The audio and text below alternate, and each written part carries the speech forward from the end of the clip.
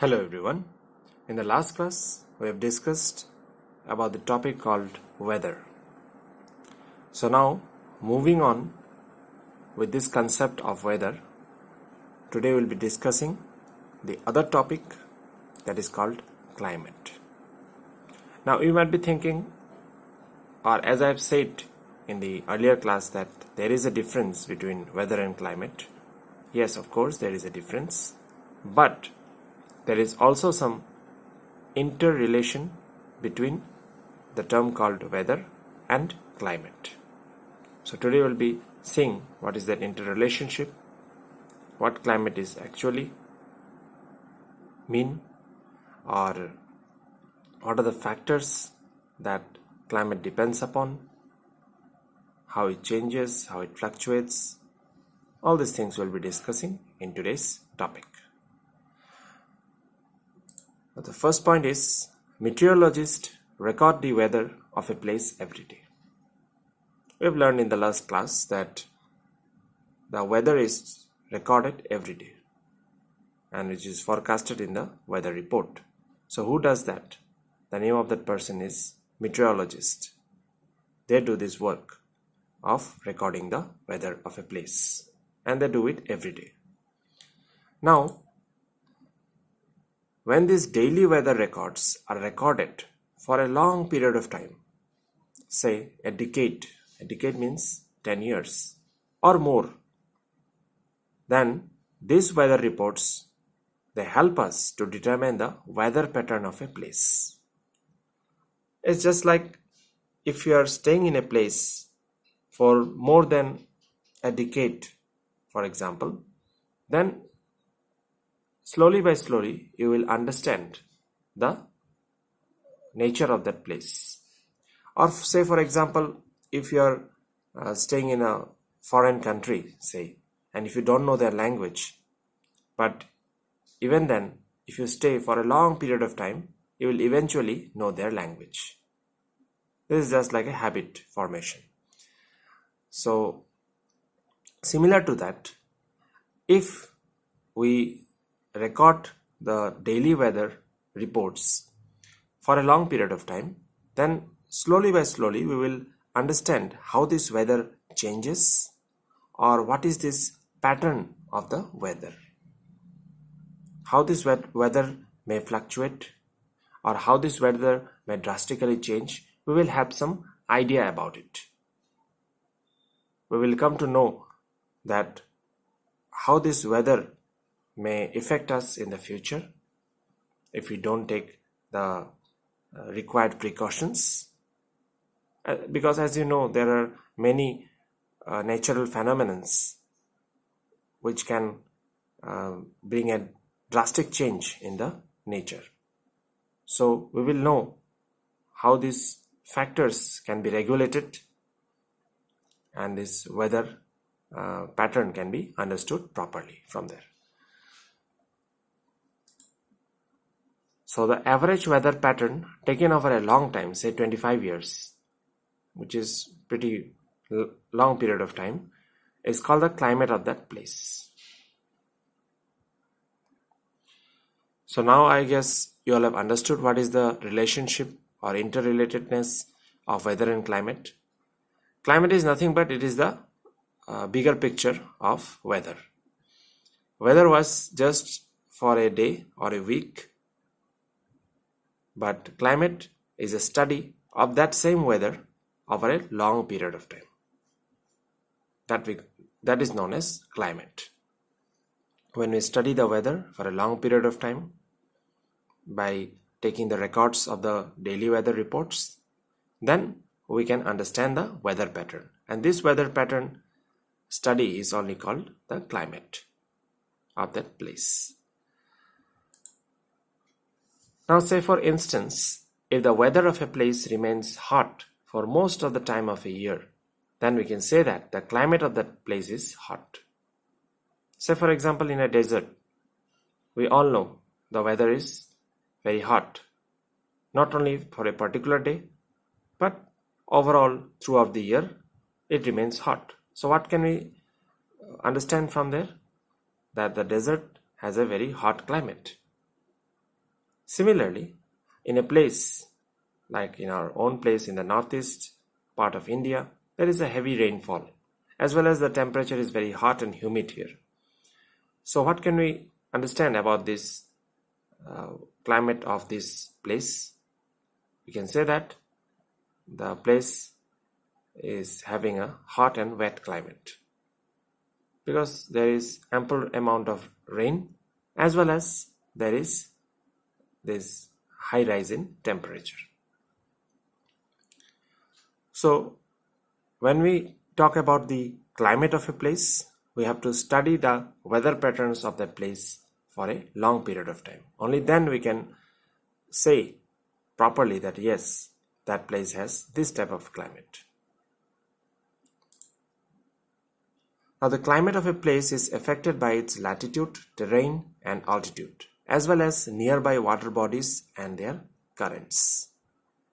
So, you can see a latitude. Latitude means the geological position of that place, where that place lies. It may be near the equator, it may be near the poles. That defines that latitude. Next is terrain. What type of place it is? Is it a plain area or a hilly area or a coastal area or a plateau area? Depending upon that also the climate changes. As well as altitude. How high is that place from the sea level? That also determines the climate of a place. Say for example, if you are in a Himalayan region, then obviously the weather there or the climate over there, you can say, will be totally different from the climate of a coastal area, which is just near the sea. Clear? Now, the water bodies also determine the climate of a place. They also affect, you can say. Not determine, the proper word would be affect. So, how the water bodies affect? Say for example, you are near the sea. So the wind currents or the sea breeze here will definitely affect the climate conditions over there. But whereas the wind currents or the water bodies are not as much, you can say, affecting in a place like a hilly area. There you won't find much of the water bodies, as well as you can say the wind currents over there are also pretty much different. So all these factors, they affect the climatic conditions of a place. Clear? Now moving on. Now the two most important factors that determines the climate of an area. Yes, now this is very important. What actually determines the climate of an area, or how, or what factors you can say, based on which we can say that this place has this type of a climate. That factors are nothing but temperature and precipitation. Precipitation, as we know, rainfall. How much temperature rise or how much temperature fluctuations is there in that place, as well as how much amount of rainfall does occur there throughout the year. So these all factors mainly are important for determining, or you can say certifying, that what type of a climate is present in that region or in that place. Now the mean temperature or precipitation for a given month. Now how do we find the temperature or the precipitation, and based on which we can determine the climate of that place? So it is done by finding out the mean temperature or the mean precipitation. And how to find that? It has two steps. First of all, what we have to do is we have to find the average of the temperatures or precipitation recorded during the month. Say for example, in this month, say in September, what we need to do is we have to record the average temperature. How to do that? It's very simple. Average, as we all know, it is finding out adding the total and then dividing it by the number of the days or the number of period, you can say. So say for example, in a month there are 30 days. So we have to divide it with 30, and every day temperature we have to record it down, and after recording it down we have to find out the average temperature that existed during that month. Similarly, the precipitation or how much amount of rainfall has occurred there, that also we have to record it down every day, and that we have to find out the average amount of rainfall, you can say, that occurred during that month. Clear? Next, what we need to do is we have to follow the same process, but we have to do it for many years. We have calculated the average for every month. Then we have to calculate the average for the whole year. And similarly, this same process we have to do of finding out the average for more than 1 or 2 decades. Say for example, 25 years as per given in your book. So then only we can find out the mean temperature or the mean precipitation that occurs in that whole region. And then based on that we can say that yes, this region is this and that region is that. Or we can say that what type of a climatic condition mainly occurs in that region based on this mean temperature and mean precipitation. Clear? So let me show you a chart, you can say. So it will be clear to you how this mean temperature and mean precipitation determines the weather of a, or you can not weather, I'm sorry, the climatic condition of a place. So you can see here Srinagar, that is in Jammu and Kashmir, and Thiruvananthapuram, that is in Kerala. So here some information is given about the climate. So you can see here the month are given. Then the mean temperatures are given. Now mean temperatures, you can see it is in degrees Celsius, and there is something called daily minimum, daily maximum. We have already come across this term called daily maximum and daily minimum temperature. So how did you get here minus 2.3 and here 4.7 in the month of January? What we need to do is we have to calculate the mean of this daily minimum temperature. Every day there will be a minimum temperature. We have to add all those and divide by 30. Then we get for the month of January, sorry, not 30, it will be 31 because there are 31 days in January. Similarly, the daily maximum temperature, we have to record it down and then find the average for the month of January. Similarly, the rainfall, that is measured in millimeters, how much millimeter of rainfall has occurred in the month of January, that also we will record it down every day and then find out the average for that month. Then after finding out the average for each and every month, we have to find out the average for the whole year. Similar process has been done here also.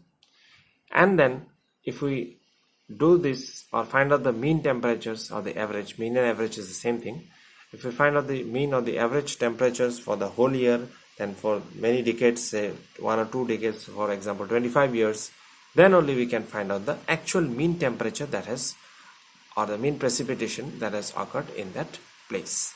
And depending upon that, we can know about the actual climatic conditions of that place. Say for example, from this data what we get is that the climatic condition of Srinagar is pretty much cooler than that of Thiruvananthapuram, as well as the amount of rainfall that has occurred in Srinagar during the whole year is quite less, or scatteredly you can say rainfall is there. But in case of Thiruvananthapuram, there is a heavy rainfall, especially during the month of April to the month of November. So here the climate in Thiruvananthapuram is pretty much hot and wet because the temperature is also very high as well as the rainfall is also. But in case of Srinagar, the temperature is also low, so it is very, you can say it is cold climate, even minus temperatures also there. It's a cold and you can say dry climatic condition exists in Srinagar. But in Thiruvananthapuram, there is, you can say, hot and wet climate that occurs in Thiruvananthapuram. So I hope you will have understood today's topic. You can go through your textbook once again if there is any queries. So that's it then. Now I hope you will have understood also the difference between climate and weather. It's not much of a difference, but yes, it is also interrelated, you can say. So that's it then for today. Thank you and have a nice day.